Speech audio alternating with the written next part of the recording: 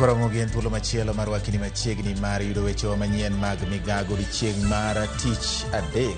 Ndalo medo ng'adore, kawuono dong' ndalo 19 kende to oganda jo Kenya dhi e debe. Magi gin mana moko kuom ma wamedo loso ni kendo wamedo ikoni nyako Ramogi e weche manyien madhi nyime ka wamedo golo gi koni kod kocha. Waketo ne geyo makare mibiro winjo gi kendo bedo gi ng'eyo kuom gik matimore gwenge mopogore opogore thur ka nyako Ramogi kowuok milambo nyaka nyandwat, ugwe nyaka imbo kaachiel kod masawa. Wan kod adieri ni in makare ka iyudo weche manyien kokalo e Ramogi TV. Wan gi mathoth ahinya kotenore gi weche mag siasa, weche mag dongruok, weche mag gigo matimore ka kod kacha nyako Ramogi, weche manyien mag Migago. Mokwongo wayudo weche ma wamiyo pek. Min Brazil koro ng'eni Tom onge. Ine Tom modong' to ine min Brazil modong'. Idhako to dichuo e dalaka. Gikone to ringre Tom Mokwachi kawuono dweche 7 bang' kane losi enyore moike e Burmula ma Abimbo. Kifuniko ya tangi ikatoka ikamtupa mbali, na huyo kwa bahati mbaya amekufa on the spot. Much petrolo nego jal moro mane wang'o tangi e tesend mauta alwora Magatundu South. There is no governor that will operate on our roads below the threshold of what has been tested by KEBS. Telo mochung'ne keto arita makare apeni mapacho ka NTSA ogolo chik mondo nyamburko mating'o jowuoth ketnegi kendo rang'o kaire tete kaka yo mar duoko piny masiche mag apaya.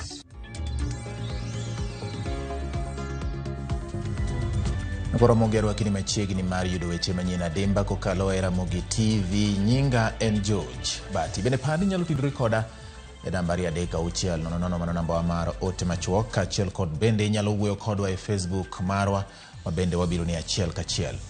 Wachako kod weche ma bende wasebedo ka waluwo chakre higa mokalo. Ringre Tom Okwach iko kawuono dweche 7 bang' kane losi enyore moike Burmula e gwenge ma Abimbo. Ringre Okwach gikone noyud tarik 26 mar dwe mokalo. Giko kendo ne keto giko mar rito mananyuola mare osebedo karito mondo me yude.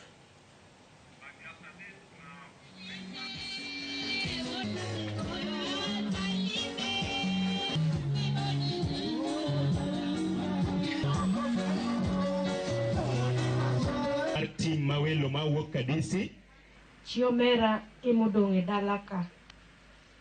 Min Brazil koro ng'eni Tom onge. Ine Tom modong' to ine min Brazil modong'. Idhako to dichuo e dalaka. Nyithindo bende nitie. Wa bende wan nitiere. Koro sani wan nyithindi. Ing'e kaka idwa timowa. Wach mibiro winjo koni gi koni. Kau iti idin min Brazil. Los kar Tom gi wan mwadong'ni. Nikech koro in mwageno kuomi. Nyako Ramogi chakre tarik 2 dwe mar 12 higa 2021 mano higa mokalo. Jafwambo marwa Masea George Amolo osebedo kaluwo wach mar masira ma bende ne okelo tho mar Tom Okwach miko kawuono. Wadani mondo waturre kode achiel kachiel e yor simo. Nyako Ramogi winjane to chenro chalo nade bang' masira ne timre ka koro nyaka gisani gin dweche 7 ma osekalo ka koriko Tom Okwach e dalagi. Nyako Ramogi winjane to weche chalo nade kokalo kuom jafwambo marwa George Amolo mantiere e gwenge Masea. George Amolo, kapo ni winja, nyisa ni to gin ang'o gini madhi nyime e chenro mar ik mar Tom Okwach mane owito ngimane kaluwore koda sienyruok mar lo kar kunyo mula ma Abimbo tarik 2 dwe mar 12 2021. George Amolo. Kana yapati awinji malera ahinya kendo gi sani mana kaka iselero ne joneno magwa nyaka sani chenro mar ik Tom Okwach dhi nyime. To mana kaka iwacho mae en chenro no makoro kawuono igeno ni biro tieko lit mosebedo e chuny anyuola mar Okwach. Inyalo paro ni Okwach ne nigi min ode kachiel gi nyathine, to kiweyo min ode gi nyathine nieri, wuon gi minane kaachiel kod anyuola ne duto gin jogo mosebedo ka nigi lit mokalo e chunygi. Kata kamano, bang' dweche 7 kawuono koro idhi kete kar yweyo mar mogik ka igeno ni mae koro dhi kelo kwe e chuny anyuola ni eri. Inyalo paro ni mana kaka isewacho, mae masira manotimore tarik 2 mar dwe mar 12 higa mokalo, kendo gi e kindeno en odiechieng'no mane nitiere lit mokalo e gweng' ma Bimbo kama burmula ne osienyore mane oiko ji 8.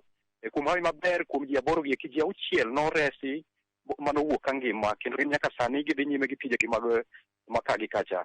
To inyalo paro ni ng'at machielo mane kuom ji 8 wero ng'at achiel nogol ka ento nogole ka nosewito ngimane mana gimoro ndalo 2 bang' masira no timre ka tomo kwach to kuom dweche 7 gi kinyicha ne pod nie bur mula ni eri.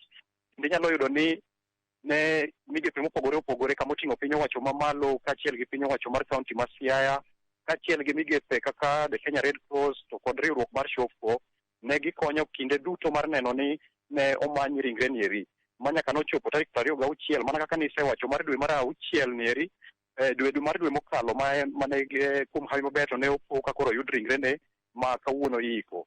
Kendo gi sani gima dhi nyime en mana ni en mor kata obedo ni lit gi kuyo to omako gweng' ni eri kaluwore ni giwito achiel kuomgi, to en mor ni mar en thuolo mane okawo gi kuom thuolo malach ahinya kane imanyo ringre ni eri. Ka inyalo paro bati ni kane wawuoyo kata mana gi min okwach kinde mang'eny kata nyaka min ode ne giwachonwa mana ni gima ne gidwaro ni kopo nok ne ginyalo yude kata kongima to ne giyud ringre ne mondo mi giiki. Koro kawuono en mor kata obedo ni en lit ni giwito okwach, to en mor ni kawuono gidhi ike mondo mi mirima ma gisebedo godo kod kuyo no ero obed ni nyalo chopo e gikone bati. Joja, ka opo ni nyalo mana leronwa, ing'eyo ni sama ne timo menyo ma kama nitiere gik mane anyuola tiyo godo. Gin midhiero mage ma anyuola mar Tom Okwach wacho ni ne gikale kuom dweche 7 kane manyo ringre ne bwo lowo kama ne lowo osienyore kuome? Erokamano bati, kiweyo mirima to kod chuny modolore mane gin godo kuom thuolo ni duto, iyudo ni nitiere gik mang'eny mane idwaro kata mane itiyo godo kacha. Kuom kinde mathoth ninyalo winjo ka samoro ne nitiere kata mana omuom mane dwarore mondo gikawgo kata mana tingni mane kunyo kacha kande. Nitie seche moko ma bende iyudo ka nitie nyaka singo moko mane piny owacho keto negi, to bende seche moro ne ok chopi. Koro ne en achiel nade ma kagi kacha, kendo ne chopo seche moko ma iyudo ka kata mana tich oduogo chung'. Ka tich oduogo chuno mondo ne koro giring kone gi kocha. Koro kony ne gitemo mana yudo kuom jo Samaria mang'uon kod riwruoge. Kanyalo paro kaka riwruok ma wacho ni mar Shofco ne obiro mana kuma ne koro chopo ka koro nyaka piny owacho nochopo kinde ma koro ne tigni nogo badgi piny bang' menyo kuom thuolo malach. Koro ne en chandruok ne gin go ma kagi kacha. Iyudo ka mae anyuola mane chuno mondo mi odag kar kunyo mula ni eri ne gidakie koyo kuom kinde malach. Seche moko ne gikoso kata mana chiemo bende kane inyalo paro thoth sigana mane wakelo kagi kacha bati. Erokamano ahinya George Amolo ka intiere gwenge ma Siaya ahinya to e gwenge ma Bimbo mayudore Bondo sub county e county ma Siaya kama ika Tom Okwach manowito ngimane kaluwore kod masira mar lowo manosienyore kar kunyo mula ma Bimbo tarik 2 dwe mar 12 2021 kora Ramogi kaka nwanyisi ni wachako luwo wachni watimo kamano kuom dweche duto nyaka koro sani ochopo e kinde ma iko Tom e kar yweyo mar Ramogi. Kwadhi nyime gi weche mamoko ka bende wamedo oro kuyo marwa kaachiel koda kwayo Nyasaye mondo med miyo familia mar Okwach hoch makende kaluwore gi lal makamano. Wadhi nyime.